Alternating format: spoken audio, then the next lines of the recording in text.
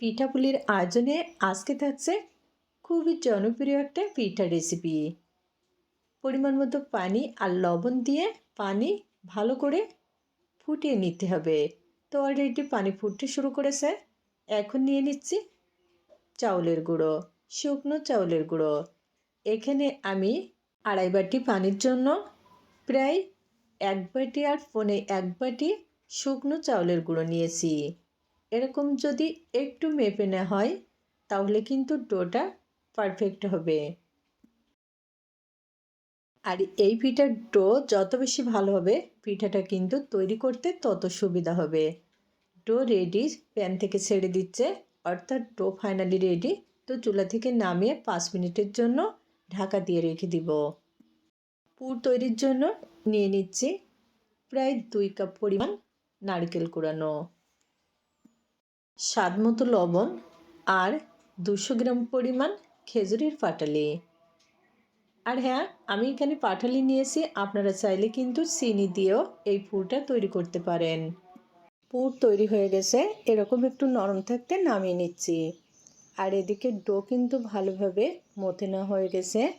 এই বড় ডো থেকে আমি এরকম মিডিয়াম সাইজের লেচি কেটে নিচ্ছি। এরকম যদি একটু মিডিয়াম সাইজের লেচি কেটে নেওয়া হয় তাহলে কিন্তু একসঙ্গে 3-4টে পিঠা বানিয়ে নেওয়া যাবে। সামান্য গুঁড়ো ছিটিয়ে দিয়ে রুটি বেলে নিচ্ছি। এই রুটি কিন্তু খুব বেশি পাতলা করা যাবে না, এরকম একটু মোটা করে তৈরি করতে হবে। এখন একটা কাঁচের বাটি নিয়েছি, আর এই বাটি দিয়ে আমি এই বড় রুটি থেকে ছোট রুটি কেটে নিচ্ছি। তবে আপনারা চাইলে কিন্তু এখানে কৌটার মুখও নিতে পারেন। এখন এই ছোট রুটিতে আমি নিয়ে নিচ্ছি নারকেলের পুর। এভাবে একবার এই কুলি পিঠাটা তৈরি করে দেখবেন। যারা পারে না তারাও কিন্তু খুবই সহজ করে এটা তৈরি করে নিতে পারবে। এখন এরকম করে চেপে লাগিয়ে নিচ্ছি। অবশ্যই একটু ভালো করে লাগিয়ে নিব যাতে ভাজার সময় খুলে না যায়। এখন এভাবে মুড়ে নিচ্ছি।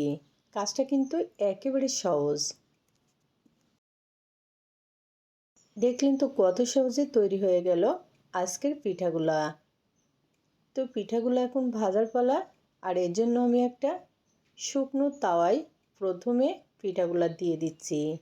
আমরা তো সাধারণত কুলি পিঠা হয় ভাপা কুলি বানাই, তা না হলে কড়া ভর্তি তেলে অর্থাৎ ডুবো তেলে পিঠাগুলো ভেজে নিই।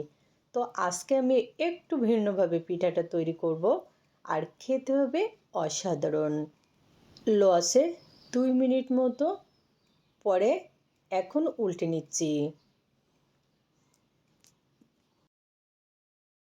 যখন এরকম 2 পাশ উল্টে পাল্টে ভাজা হয়ে যাবে তখন নিয়ে নিচ্ছি 1 টেবিল চামচ সাদা তেল। এভাবে পিঠাটা যদি অল্প তেলে ভাজা হয় তাহলে কিন্তু এই কুলি পিঠার স্বাদটা একেবারে অন্যরকম হবে। তো বন্ধুরা, যদি ভালো লাগে অবশ্যই আপনারাও এভাবে একবার এই কুলি পিঠাটা তৈরি করে দেখেন। কালার চলে এসেছে আর পিঠাগুলো কিন্তু একেবারে মচমচে হয়ে গেছে। তো এখন তুলে নিচ্ছি।